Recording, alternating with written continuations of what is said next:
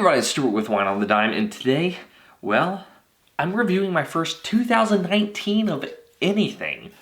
Yeah, I'm very interested to see how this works out, so stay tuned.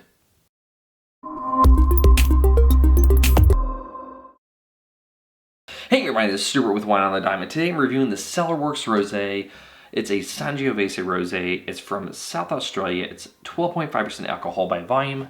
Like I said, 2019, and it retails for $19 on nakedwines.com, $11 if you're an angel. So let's take a look at it. First of all, screw top, +1. Love screw top. Oh, okay, I can tell you color right now. I can tell you the color right now. All right, so like I said, the color is going to be obvious. You're a pale paint. No artifacts, no cloud in this. All right, so from a nose, first thing I'm getting is cherry. Like a juicy red cherry. A little bit of strawberry. There's a slight grassiness to this. But almost like a dry grass in a way, like a, or semi-dry grass, like a hay, like a freshly baled hay.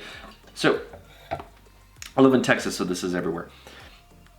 As you're driving into the hill country, or in West Texas, the plains especially, Northeast Texas, like around Dallas, all over the place. As you're driving through, you'll see hay balers working.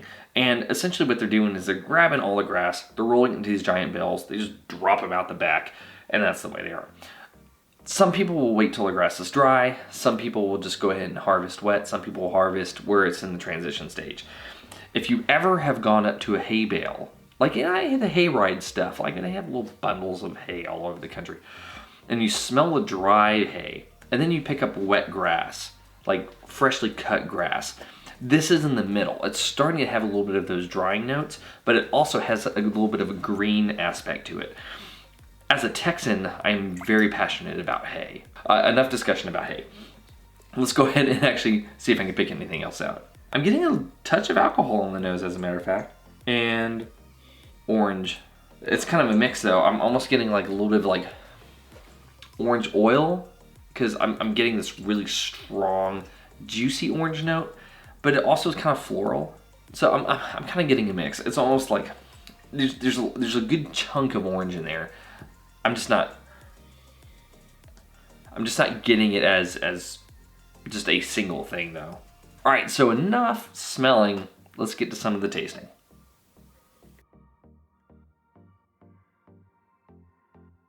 So the first thing I'm going to say is it's a little bit salty. Like, kind of like a little sea salt effect going on in here. Lots of strawberry, lots of cherry. The orange is there. I'm going to lean more towards orange oil in terms of like an 80-20 balance. So this is definitely a very primary fruit forward wine. Lots of that fresh fruit, a little bit of that blossom note. The grass, I'm not really getting the grass on the palate though. Really no grass on the palate. However though, as I was going in for the second tasting, right on the tip of my tongue, I got a little kiss of bubble gum. And it lasted for about 4 or 5 seconds and then it went away. So, like the bubble gum, like Big League Chew, chaw type of gum. Yeah, like where's almost powdered sugary. Yeah, in terms of the rest of the characteristics, acid, medium plus acid, medium body. Actually, kind of going on to medium plus on the finish. Intensity, I would say you're about a medium plus intensity.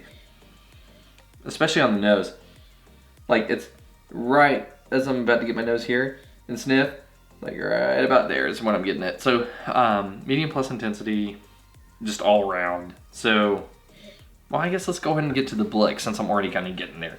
So from a balance standpoint, I'm going to give you a full check. I think you're in balance. I think it works out really well. The right amount of acid, right amount of body, right amount of pretty much everything in this wine. There's nothing that feels out of whack on it. So I'm going to give you a check there. Length, I'm going to give you half a point. I'm kind of leaning towards the medium finish, and you'd have to go for over a minute to get a full point. So about 30 seconds-ish, you get half a point. Intensity, I'm going to give you a full point for intensity. I really do like the fact that I'm getting all of this and just like punch in my mouth every time I take a sip. I think the acid was really carrying in some of those fruit flavors. And after you've had a sip and you kind of work it, and then you kind of breathe for a second, and then you go in for that next sip, that's when you're kind of getting a little bit additional complexity. And that's when I said it kind of brought in the bubble gum. Yeah, that was nice. I really did enjoy this. So in terms of complexity, I'm going to give you half a point, but barely. So here's what's going on with this. So I'm getting that red fruit and that citrus. I'm getting that on the nose and on the palate. The thing I'm not getting on the palate is that grassiness. I just don't know if it's because maybe if the wine warms up, I'm going to get more of it. Though I'm at serving temp, so I'm hesitant. I'm going to default to half a point. I'm just going to go ahead and give you half a point. All right, so overall, you have 3 points. I'm going to give you a very good. Not only that, I don't find a lot of rosé of Sangiovese, especially where I'm at my local store. So the fact that I can kind of just be lazy and order it and have it delivered, and it's $11 as an angel, that's pretty much Wine on the Dime approved for a very good. Anyway, this has been Stuart with Wine on the Dime. If you liked today's video, please like, subscribe, and comment. Have you tried the Cellar Works Rosé Sangiovese 2019? 2019. I'd be interested to know if you have. Leave a comment below, or if there are other wines that you've tried from Naked Wines that you've really enjoyed, leave a comment below as well. And I will see you all again soon with another episode from Wine on the Dime.